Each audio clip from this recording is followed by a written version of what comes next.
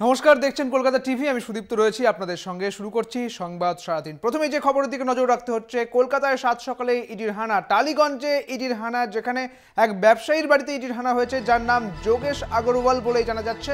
টালিগঞ্জে ইডির হানা মূলত রাঁচির একটি আর্থিক তছরূপের মামলাকে কেন্দ্র করেই এই ইডির হানা বলেই মনে করা হচ্ছে। সম্প্রতি হাওড়ার দাসনগরে ইডির হানা হয়েছিল। চার্টার্ড অ্যাকাউন্টেন্ট গৌতম বর্মনের বাড়িতে ইডির হানা হয়েছিল।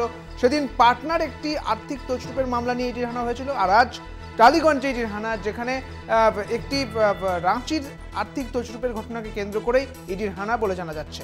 টালিগঞ্জে যোগেশ আগরওয়াল নামে এক ব্যবসায়ীর বাড়িতে ইডির হানা, যেখানে রাঁচির একটি আর্থিক তছরূপের মামলাকে কেন্দ্র করেই এই ইডির হানা বলে জানা যাচ্ছে। আজ সাত সকালেই ইডির হানা শুরু হয়েছে কলকাতায়। যে খবর উঠে আসছে, টালিগঞ্জে ইডির হানা, রাঁচির আর্থিক তছরূপের মামলাকে কেন্দ্র করে এক ব্যবসায়ীর বাড়িতে ইডির তল্লাশি চলছে, যার নাম যোগেশ আগরওয়াল বলেই খবর।